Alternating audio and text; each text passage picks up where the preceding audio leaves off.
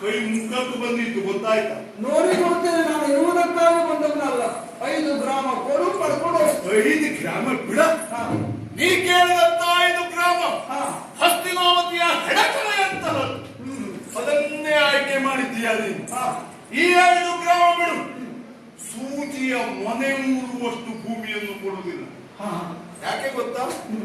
ನಿನ್ನ ಸೂಜಿ ಊರುವಾಗ ಎಷ್ಟು ದಪ್ಪ ಆಗ್ತದೆ ಹೇಳಲಿಕ್ಕೆ ಸಾಧ್ಯ ಇಲ್ಲ. ದಪ್ಪ ಸೂಜಿ ಅಲ್ಲ, ಕೇಳಿದ್ದೇನೆ ನಾನು. ಪಾದ ಅಷ್ಟು ದೊಡ್ಡ ಆಗ್ತದ? ಇನ್ನೊಮ್ಮೆ 3 ಪಾದವನ್ನು ಮೂರುವುದಕ್ಕೆ ಕೇಳಿ ಭೂಮಿಯನ್ನ ಆಕಾಶವನ್ನು ಅಳೆದು ಹಳೆಯ ಮೇಲೆ ಇಟ್ಟಿದ್ದಂತೆ ಬಲಿ ಚಕ್ರವರ್ತಿಗೆ. ಅವತಾರಿ ಪುರುಷ ವಾಮನ. ಅವನು ಪಾದ ಇದು ಸೂಜಿ. ನಮ್ಗೆ ಬುದ್ಧಿವಂತಿಕೆ ಎಲ್ಲ ಬೇಡ, ಗೊತ್ತಾಗ ನಾನು ಕೊಡುವುದು ಬೇಡ, ಧರ್ಮರಾಜ ಕೊಡು. ಯಾರಿಗೂ ಕೊಡುದು? 5 ಗ್ರಾಮ ನೀನೇ ಇಟ್ಟುಕೋ, ಉಳಿದ ಮಾಡೋದು ಕೊಡು. ಬಂದಿದ್ದಾರಲ್ಲ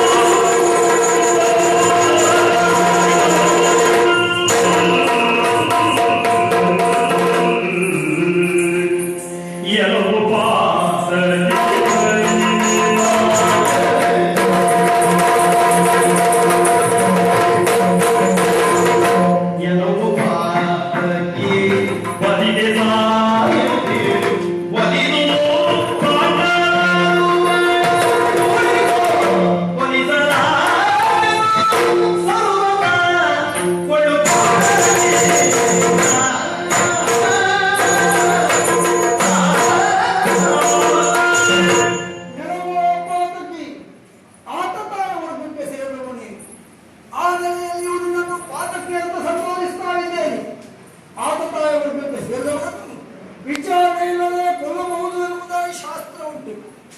ಆದ್ರೆ ನೀನು ಮಾಡಿದ ದೊಡ್ಡ ತಪ್ಪು ಯಾವುದು ಗೊತ್ತಿಲ್ಲ. ವಿಷ ಉಳಿಸಿದ್ದೋ, ವಸ್ತ್ರಾಪಹರಣಕ್ಕೆ ಪ್ರಯತ್ನಿಸಿದ್ದೋ, ಕಪಟ ಜೂಟ ಆಡಿದ್ದೋ, ವನವಾಸ ಪಟ್ಟಿದ್ದೋ ಯಾವುದು ಪ್ರಧಾನ ವಿಷಯ ಅಲ್ಲ. ವನವಾಸವನ್ನ ಮುಗಿಸಿ ಅಜ್ಞಾತವಾಸವನ್ನ ಮುಗಿಸಿ ಪಾಂಡವರು ಬರುವುದಕ್ಕೆ ಅವಕಾಶವನ್ನು ಕಲ್ಪಿಸಿಕೊಡಬೇಕು. ಅಜ್ಞಾತವಾಸದಲ್ಲಿ ಮಾತ್ರ ಪಾಂಡವರನ್ನು ಗುರುತಿಸಿ ಮತ್ತೆ ಹತ್ತುವುದಕ್ಕೆ ಅವಕಾಶ ಉಂಟು. ದ್ವೈತ ವನದಲ್ಲಿ ವನವಾಸದಲ್ಲಿ ಕಾಲವನ್ನು ಕಳೆಯುತ್ತಿರುವಂತಹ ಸಂದರ್ಭ ಗಾಂಧಾರವನ್ನು ಕಲಿಕಾರುವಂತಹ ಬ್ರಾಹ್ಮಣನ ಕರೆಸಿ ಹಣದ ಆಮಿಷವನ್ನು ತೋರಿಸಿ ಆಭಿಚಾರಿಕ ತಂತ್ರದಿಂದ ಪಾಂಡವರನ್ನು ಕೊಲ್ಲುವುದಕ್ಕಾಗಿ ನಿರ್ನಾಮ ಮಾಡುವುದಕ್ಕಾಗಿ ಮುಂದೆಯಾಗಲ್ಲ. ಇದು ಪಾತಕತನ. ಪಾಪಿಯನ ಸಂಗತಿ. ಯಾವ ಪಾತಕಿ? ಆ ಪಾಪದಿಂದಲೇ ನೀನು ಸಾಯಬೇಕಾಗುತ್ತದೆ. ಯಾರನ್ನ ನೀನು ಪಾತಕಿ ಎಂದು ತೀರ್ಮಾನಿಸಿದ್ದೀಯೋ? ನಿನ್ನನ್ನೇ ಅಲ್ಲ, ತೀರ್ಮಾನಿಸಿದ್ದೀಯೋ ಅವರು ಕೊಲ್ಲುವ ವಿಷಯದಲ್ಲಿ ಹಿಂದೆ ಮುಂದೆ ನೋಡಿದವರು. ಹೌದು, ಆದ್ರೆ ನಿನ್ನನ್ನು ಕೊಲಿಸುವುದು. ಅದೇ ನನ್ನನ್ನು ಪಾತಕಿ ಅಂತೀಯ, ಕೊಲ್ಲುವುದಿಲ್ಲ ಅಂತೀಯ. ಯಾಕೆ? ವೇದವ್ಯಾಸರಿಂದ ದತ್ತವಾಗಿರುವಂತ ಮಂತ್ರಪಿಂಡದಿಂದ ಪ್ರಪಂಚದ ಬೆಳಕನ್ನು ಕಂಡವರು ಏನು ಮಾಡೋಣ ಹೇಳು. ಒಂದು ಪಿಂಡ 100 ಹೋಯಿತು, ಚೂರು ಚೂರಾಗಿ ಹೋಯಿತು.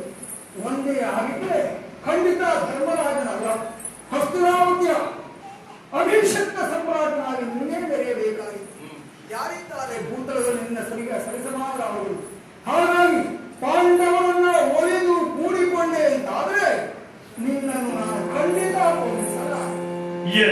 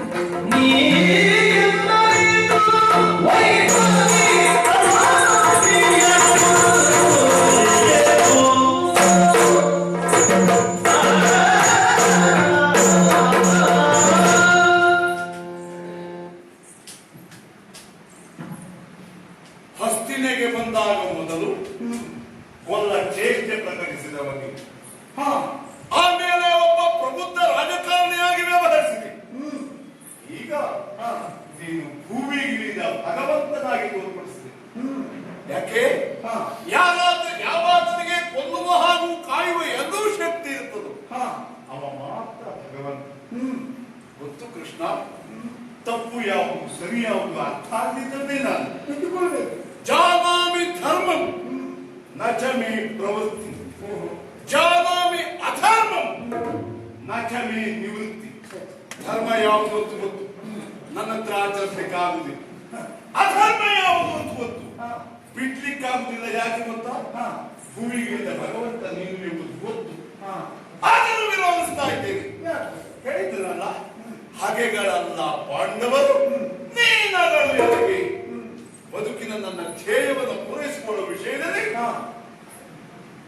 ವ್ಯಾಸವನ್ನ ನಾನು ದಾಟಿದ್ದಾಗಿದೆ.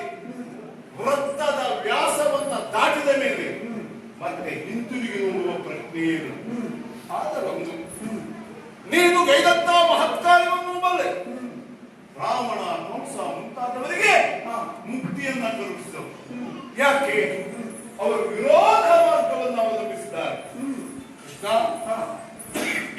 ನಿನ್ನನ್ನ ಸೇರುವುದಕ್ಕೆ ವಿರೋಧ ಮಾರ್ಗ ಸಮೀಪ, ಭಕ್ತಿ ಮಾರ್ಗ ದೂರ. ಅದನ್ನೇ ಅವಲಂಬಿಸಿದ ನಾನು. ಹೇಳು ಕೇಳು.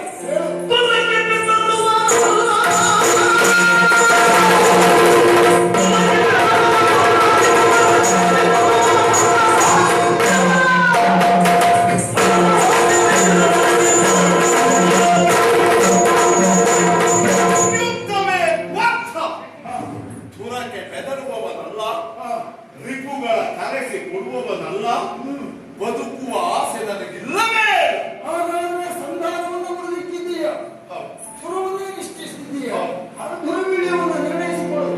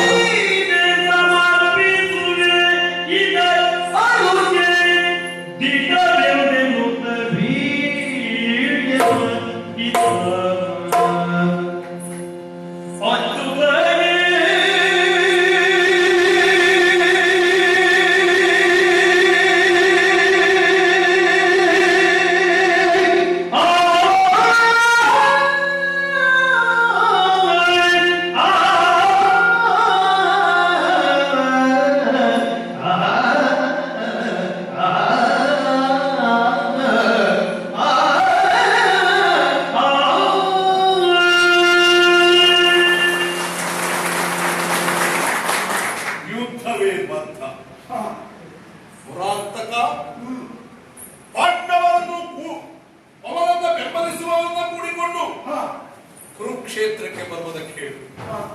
ನಾನು ಬರುತ್ತೇನೆ. ಮಾರ್ಗಶಿರ ಮಾಸ ಶುಕ್ಲ ಪಕ್ಷ ತ್ರಯೋದಶಿ ಭರಣಿ ನಕ್ಷತ್ರವನ್ನು ಯುದ್ಧ ಪ್ರಾರಂಭಿಸುವುದಕ್ಕೆ ದುರವೀಳ್ಯ ಕೊಡುತ್ತಾ ಇದ್ದೇನೆ. ಬಂಗಾರದ ಹರಿಮಾಣ ನನ್ನ ಎದೆಯ ಪ್ರತೀಕ, ಒಂದೇ ಕಣ್ಣುಳ್ಳ ಅಡಿಕೆ, ಗುರಿ ಲಕ್ಷ್ಯ ಒಂದೇ ಗುರಿ, 5 ವೀಳ್ಯದ ಎಲೆ, ಪಾಂಚಮೂರ್ತಿಕವಾದ ಶರೀರದ ಪ್ರತೀಕ. ಕೃಷ್ಣ, ಕರ್ಪೂರ ಇಟ್ಟಿದ್ದೇನೆ. ಕರ್ಪೂರ ಉರಿದು ಹೋದ ಮೇಲೆ ಶೇಷ ಉಳಿಯಲಾರ. ಹಾಗೆಯೇ ಈ ಭೂಮಿಯ ಬಂಧನ ನನಗೆ ಉಳಿಯಬಾರದು ಎನ್ನುವುದಕ್ಕೆ ಸಾಕ್ಷಿಯಾಗಿ ಕರ್ಪೂರ ಇಟ್ಟಿದ್ದೇನೆ.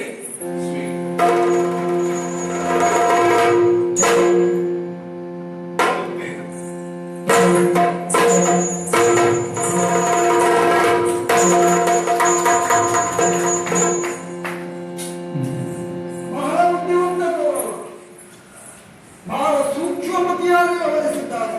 ನನ್ನನ್ನು ಕಟ್ಟುವುದಕ್ಕಾಗಿ ವಿಶ್ವರೂಪವನ್ನು ತೋರಿಸಿದ್ದಾಗ ಎಲ್ಲರೂ ನನ್ನನ್ನು ನೋಡಿ ಬೆರಗಾಗಿ ಕಣ್ಣುಚ್ಚಿ ಕರಗೋಡಿಸಿ ಸುದ್ದಿಗೈಯುವುದಕ್ಕೆ ತೊಡಗಿದರು. ತನ್ನ ಪಕ್ಷದವರನ್ನ ಕೃಷ್ಣನ ಪಕ್ಷಪಾತಿಗಳಾದರೆಂದು ಭಾವಿಸಿ ಅವರ ಚಿತ್ತವನ್ನು ತನ್ನತ್ತ ಆಕರ್ಷಿಸುವುದಕ್ಕೆ ಬೇಕಾಗಿ ಈ ನಾಟಕವನ್ನು ಮಾಡಿಕೋದ.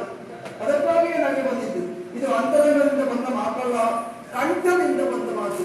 ಪ್ರಾಮಾಣಿಕವಾದಂತಹ ಮಾತಲ್ಲ, ನಿಮ್ಮನ್ನು ಮರುಗೊಳಿಸುವುದಕ್ಕಾಗಿ ಆಡಿದಂತಹ ಮೋಸದ ಮಾತುಗಳು. ನಿಮ್ಮ ಮುಕ್ತಿಯನ್ನು ಬಯಸುವುದಕ್ಕೆ ಯಾರಿಲ್ಲ. ಜೀವನದುದ್ದಕ್ಕೂ ಬೇಡದೇ ಇದ್ದ ಕಾರ್ಯವನ್ನು ಮಾಡಿ ಪಾಪಿಯಾದಂತಹ ಈಗ ನೀವು ಮುಕ್ತಿ ಲಭ್ಯವಾಗ್ತಾ ಇರ್ತಾರೆ. ಪ್ರಪಂಚದಲ್ಲಿ ಪಾಪಿಗಳ ಸಂಖ್ಯೆ ದಿನೇ ದಿನೇ ಹೆಚ್ಚಾದಿತ್ತು. ಮರಣವನ್ನು ಬಯಸುತ್ತೀರ್ಪ ಈ